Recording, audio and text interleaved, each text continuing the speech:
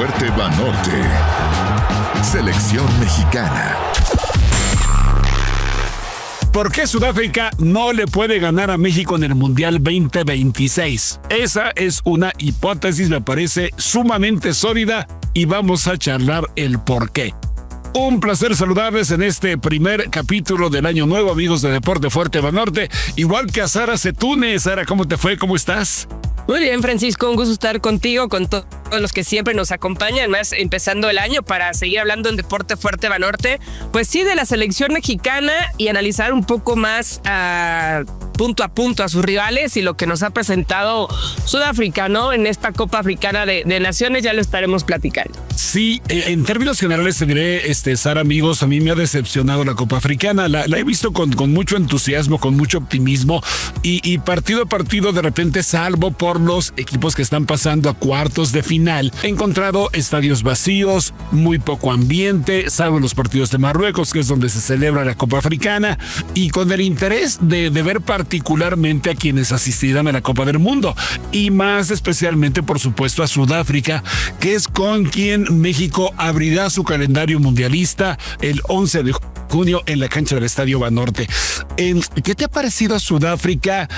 Más allá de la Copa, de eso podremos hablar en otro momento, pero Sudáfrica, Sara, ¿qué te ha parecido? Pues un poco ha confirmado lo que pensaba del equipo, Francisco, ¿no? Es cierto, y lo hablábamos desde que se dio el sorteo, no tiene una clara figura, ¿no? Hablabas tú un poco de que te ha decepcionado la Copa. Creo que no hay grandes figuras hoy en Sudáfrica y en otros países, como sí lo sabía en algún momento con Samuel Eto'o, con Drogba, hablando aunque sea de otras naciones, pero en Sudáfrica pasa lo mismo, no tiene una gran figura. Me parece un equipo muy físico, obviamente. Creo que el ataque es lo mejor que ha mostrado. Sí me han llenado el ojo, digamos, o destacado, sobre todo lo que ha hecho Lyle Foster, el delantero del Burnley, que terminó siendo el mejor hombre de Sudáfrica en esta Copa, ¿no? 2 goles y 2 asistencias. Pero afuera de eso, creo que es débil defensivamente, ¿no? Le metieron 6 goles. En medio campo todavía no encuentra como los titulares, un poco es lo mismo que pasa con México. Entonces creo que es un equipo que confirma que no tiene la mejor generación y que no está en un mejor momento, y que confirma también la hipótesis que tú planteabas, que México no puede perder contra Sudáfrica en la inauguración del Mundial. Sí, yo sería desastroso y no es hacer de menos a ningún rival, es simplemente ver lo que ocurre. A ver, el poder observar a un equipo en competencia oficial antes de la Copa del Mundo únicamente lo va a ofrecer el fútbol africano. Sí, porque, bueno, y por supuesto las repescas del mes de marzo, ¿no? También conoceremos a uno de los rivales de la selección mexicana, hipotéticamente Dinamarca, pero vamos a ver qué es lo que ocurre ahí. Sin embargo, estos partidos sí tienen un carácter muy diferente a los partidos amistosos, estoy diciendo algo muy obvio, pero que finalmente es el argumento por el cual hay que ver con enorme detenimiento lo que portan esos equipos. Porque sí es una competencia muy importante para ellos, porque es sí un torneo oficial, el más importante a nivel de selecciones en el continente africano, y en donde pues van los calificados después de algunas rondas eliminatorias para saber cuál es el mejor. No es sorpresa que Marruecos lo esté haciendo bien, que en fin, los equipos que nos han habituado a ser ganadores en el continente africano y tienen grandes figuras en el fútbol europeo, finalmente sean los que sobresalen. Sara, es un equipo sin figuras, es un equipo sin figuras relevantes, ¿verdad? Que digas, puede hacer la gran diferencia en un partido de Copa del Mundo y jugando en terreno del anfitrión, en este caso el Estadio Banorte. Además, ¿sabes? Me parece que es un equipo hasta cierto punto inocente. Creo que es un equipo al que si México le empieza a presionar la salida, lo va a meter en 1000 problemas, porque no tiene ni siquiera una salida fácil, determinada, que construya la jugada desde el fondo. Es un equipo que sale muchas veces por los laterales y al pelotazo a ver más o menos qué es lo que sucede. Y después, ya lo comento eso también, el armado en medio terreno le cuesta un mundo de trabajo a la selección sudafricana. Claro, si llega el balón al frente, pues si viene este gran delantero que también mencionas que es capaz de hacer goles. Sin embargo, la actuación sudafricana, les quiero contar, amigos de Deporte Fuerte Banorte, en su propio país está siendo severamente cuestionada. Sudáfrica en la anterior Copa Africana fue tercer lugar. Para esta eliminatoria de Copa del Mundo terminó como líder de grupo, pese a que le quitaron 3 puntos por una alineación indebida. Claro, con rivales, incluyendo a Nigeria, que tampoco pasa por su mejor momento, que finalmente tampoco le dieron el ancho. Pero Sudáfrica, a partir de ahí, necesita hacer más sólido su juego. Y empezando por Hugo Broos, podríamos referirnos a sus palabras, Sara, en la conferencia de prensa posterior a su eliminación frente a la selección de Camerún, diciendo: tenemos que revisar a cada jugador y a cada integrante de mi cuerpo técnico para saber quién es capaz de llegar a la Copa del Mundo. Esta me parece que es una declaratoria de guerra interna en el equipo, en donde el entrenador, que tiene mucha experiencia, que ha dirigido ya a varias selecciones africanas, que fue futbolista de la selección de Bélgica, y se recordaba la anécdota de que jugó contra México en la presentación mexicana del Mundial del 86. Es decir, se conoce en la cancha con Javier Aguirre. Pues finalmente creo que también está perdiendo el control, porque habla de que sus jugadores no entendieron muy bien lo que él determinaba, que el plan de juego era distinto. Bueno, él finalmente se hace a un lado del fracaso, me parece a mí, de alguna manera, y culpa a su cuerpo técnico. Te dijo Sara, y no hablo más porque puedo cometer alguna equivocación, alguna imprudencia, después de haber dicho lo que dijo. Pero sí, creo ellos mismos están en una revisión profunda para ver qué más se encuentran, porque creo que no hay demasiado más. Hashtag Experiencia Banorte. Sí, creo que se equivoca con las palabras, ¿no? Porque puedes no estar contento con los resultados, y se entiende, pero a poco menos de 6 meses de una Copa del Mundo y de tu debut, lo último que puedes es dividir más al grupo. Creo que eso a la interna pudo haber habido regaños, pero hacia la exterior, hacia conferencia de prensa, debió haber asumido, ¿no?, el rol de entrenador, decir: es mi culpa, es mi responsabilidad, tenemos tiempo de mejorar de aquí a la Copa del Mundo, asumimos el fracaso en esta Copa Africana de Naciones, pero creo que sí, esa misma presión de estar, y creo que suma mucho la presión de ser un equipo que jugará en una inauguración porque estarás ante los ojos de todo el mundo. Creo que le ganó en esta ocasión a Hugo Broos, y también era muy criticado por los cambios que hizo, ¿no? Para el partido de octavos venía manteniendo una cierta alineación con hombres que le habían funcionado, pero hace cambios frente a Camerún, y hay muchas críticas ahí mismo en su país por parte del periodismo deportivo del por qué inició con uno sí y con otro no, cuando le habían dado resultado. Entonces, bueno, no es cosa extraña, ¿no? Aquí también en México sabemos que eso se le critica al entrenador, se le ve con lupa los últimos meses de cara a la Copa del Mundo, y creo que Hugo Broos está, no voy a decir pagando la falta de inexperiencia, pero sí la falta de contar con otro pararrayos dentro de su equipo. Me hubiera gustado, igual que a ti, Sara, ver más partidos de Sudáfrica, pero llegó hasta donde llegó. Llegó hasta los octavos de final, no hubo más camino, por lo tanto ya regresó a casa para preparar su Copa del Mundo, sabiendo que, igual que muchos otros países, la siguiente ocasión no corresponden a una fecha fija, por lo tanto los equipos tendrán enormes problemas para su preparación. Y ya sabemos que además en el continente africano se vive una presión muy especial, y podríamos predicar a nuestros amigos lo que sucedió con la selección de Gabón. Gabón, que tampoco es de los países encumbrados calificados para esta Copa Africana de Naciones en curso, pero que finalmente, como todo equipo de fútbol, tenía ciertas expectativas. ¿Por qué? Porque tiene a Aubameyang, por ejemplo, el gran estelar del PSG, entre sus filas, y 2 o 3 jugadores muy importantes, pero que no pasó de la primera ronda.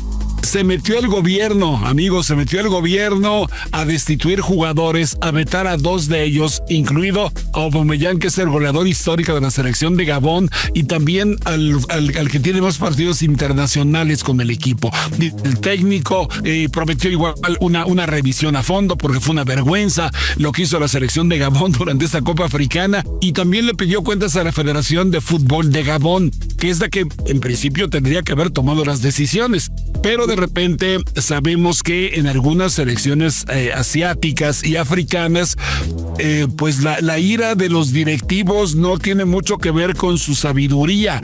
Yo recuerdo aquel jeque kuwaití que se saltó al terreno de juego para marcar un penalti que el árbitro finalmente le quitó. Fíjate, fue el primer antecedente del VAR. Ese jeque árabe que corrigió una decisión del árbitro porque se metió al terreno de juego. Era además el un vicepresidente del Comité Olímpico Internacional y dijeron no nos podemos meter con él. Vaya, fue todo un desastre. Pero así son las cosas en el fútbol de África.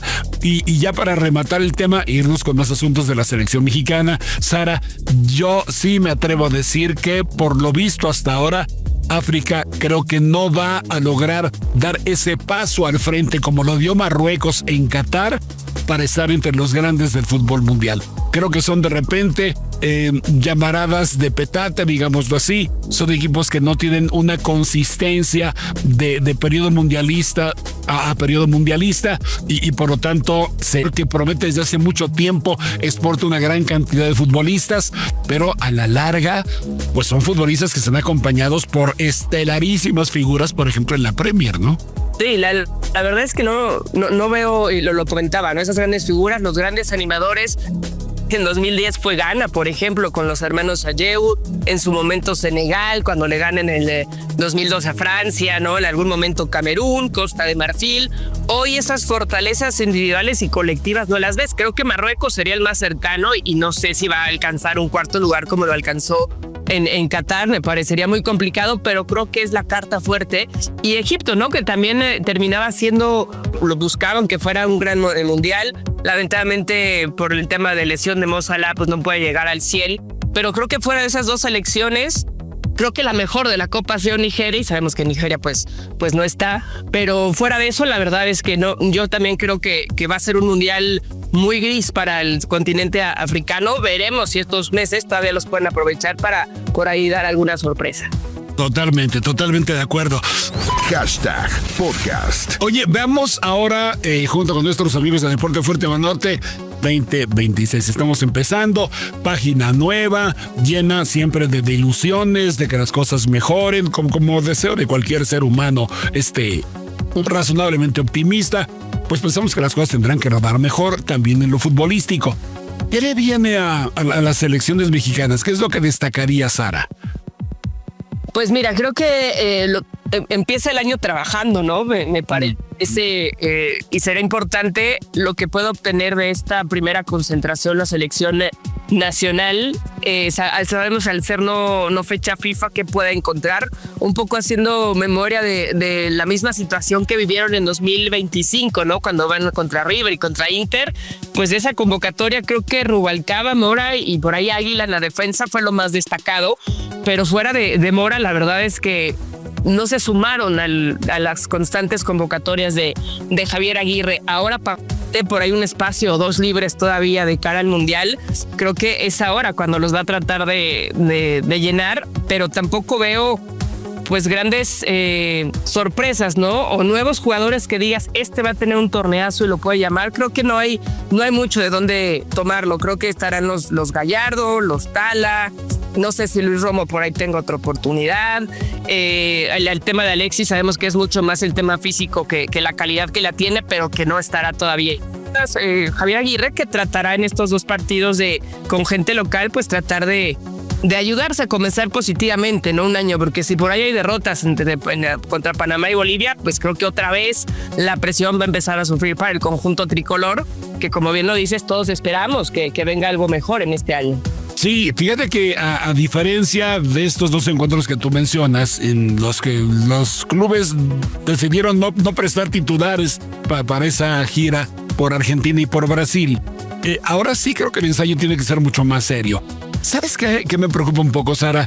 Que yo escucho muchas voces y leo muchas opiniones de cómo una liguilla sin seleccionados, que eso no va a servir para nada, que se va a por el título y creo que de repente todo eso que sí se contagia a la alfombra roja del fútbol mexicano, sí se contagia a los directivos, porque hay quienes a lo mejor con dudas dijeron que sí, que habría apoyo irrestricto a selección nacional durante esa etapa previa a la Copa del Mundo, pero finalmente yo, por un lado, espero que no reciban ese mensaje y luego se nieguen a ceder a algunos jugadores. Porque esta sí es en serio. Creo que estos 2 partidos del mes de febrero sí son para trabajar seriamente con la base titular, que es la mitad, por lo menos la mitad. 6, 7 jugadores que yo más o menos podría pensar podrían iniciar la Copa del Mundo y los demás sí vendrán del fútbol de Europa. Sin embargo, sí creo que el poner esa base para que sea útil esa pretemporada, llamámosla así, de la selección mexicana, valor de cimentación para lo que venga en el Mundial de Fútbol. Y por otro lado, bueno, también espero, y es mi otro optimismo, que Javier Aguirre pueda aprovechar cabalmente esta posibilidad y que nadie se le eche para atrás. Creo que el perder de vista una liguilla por el título contra la importancia de una Copa del Mundo jugada en casa, francamente a mí me parece fuera de lugar. Me parece que no hay comparación entre una cosa y la otra. Pero a decir, ¿por qué una liguilla sin seleccionados? Porque viene un mundial en casa. Yo lo veo muy simple. No sé cómo lo ves tú, Sara. Sí, yo también creo que es positivo. O sea, entiendo un poco el discurso de qué te va a servir si muchos europeos están todavía, pero yo creo que si no suma, tampoco resta, ¿no? Y desde el tema de, entiendo que una lesión puede llegar en cualquier momento, no en un entrenamiento, que ya hemos platicado cómo se ha dado de cara a un mundial, pero también ayudas a que esos seleccionados lleguen físicamente bien, ¿no? Porque quien esté en liguilla por ahí puede lesionarse y de la liguilla ya al mundial pues queda menor tiempo, ¿no? Ese sería un plus para mí, que sería de por lo menos los está sacando de esa competición. Y creo que el generar el grupo, el hacer grupo tanto tiempo antes es lo que más puede ayudar. Yo me creo que además de lo futbolístico, el tema emocional y el tema de tener una muy buena en la vida, tal vez lo que vas a hacer por la liguilla, ¿no? Sin seleccionados y no va a bajar la calidad, o en algunos equipos sí, otros Chivas, ¿no? Por ejemplo, le puede pegar mucho porque los demás, bueno, podrán contar con un extranjero más durante la liguilla, pero creo que no pasa nada. Creo que sí, a veces ya es criticar por criticar, porque si no hubiera sido así, también hubieran dicho, ay, ¿por qué no los pidió antes? Entonces es estar nunca contento, ¿no? O sea, te pongo un ejemplo, si están jugando la liguilla y de repente la gente iba a decir, es que ¿para qué jugó liguilla? Ahora no va a jugar liguillas, ¿por qué no va a jugar liguilla? Entonces, hay veces que nunca estamos contentos con una o con otra cosa. Sí, y creo que aquí el plan de Javier Aguirre es el que tiene que imperar. Es decir, bajo qué condiciones va a sostener esos partidos, estos entrenamientos previos a la Copa del Mundo, porque es un hecho. Ninguno de los que van a acudir a la Copa del Mundo va a tener tanto tiempo como México para alistarse. Hay algunos que van a tener escasos 8 o 9 días para concentrarse, viajar a su lugar de concentración y empezar su participación en la Copa del Mundo. Alguna ventaja eso tiene que entregar. Y me remito también un poco a las experiencias anteriores, Sara, amigos. Para 1970, Mundial en México, se realizó un torneo corto previo a la Copa del Mundo. Para 1986 no hubo torneo largo. 85 y el México 86, en los cuales ningún equipo contó con seleccionados y además de cubrirles sus sueldos, porque eso se los pagaron los clubes, en una verdadera muestra de apoyo, no hubo descenso a la segunda división. Entonces, segunda división fue cuando se incrementó de 18 a 20 equipos para que sí hubiera ascenso y las cosas tuvieran cierta continuidad, por lo menos en las divisiones de ascenso. Ha llegado habitualmente a los mismos lugares, a las mismas alturas en los últimos 8 mundiales, a excepción del último en el que no avanzó a la segunda ronda. Pues me parece que en los mundiales mexicanos se lograron actuaciones interesantes y que tuvieron mucho cimiento justamente en poder prepararse con mayor anticipación. En fin, vemos que cada cabeza es un mundo, todo el mundo también tiene sus propios intereses, pero creo que de llevarse a cabo esta ecuación propuesta y autorizada por los propios clubes de la Liga y por la Federación Mexicana de Fútbol, Javier Aguirre tendrá más herramientas en la mano que si no se hiciera, como bien dices. Así que veremos, también tendremos actividad con selección femenil, tendremos actividad con las selecciones menores. Recordemos que ahora es anual el Mundial Sub-17, tanto femenil como varonil. Por lo tanto, pues habrá mucho de qué charlar durante este 2026, Sara. Sí, el muy completo, ¿no? Eliminatoria femenil, bien lo dices, vuelven en marzo y ya por ahí de noviembre es la última etapa. Sub-20 femenil, los dos sub-17, en fin, mucho que platicar y esperemos que la mayoría sean con casos de éxito, Francisco, en este 2026. Pues muy bien, hablaremos entre otras cosas en los siguientes capítulos con una gran figura de la dirección técnica del fútbol mexicano. Ya sabrán de quién se trata la próxima semana y también, por supuesto, nos ocuparemos de estos partidos del mes de febrero que están en puerta. De momento, Sara, feliz año, que los Reyes te hayan traído un montón de cosas y sobre todo que sea un año extraordinario para ti. Que así sea para todos, Francisco, un gusto como siempre, mucha salud, eso es lo principal. Así es, Sara, muchas gracias, amigos de Deporte Fuerte Banorte, igualmente un placer haber estado junto con ustedes hablando de selección nacional. Nos escuchamos, si lo permiten, la próxima semana. El deporte se vive, se siente y se escucha en Deporte Fuerte Banorte.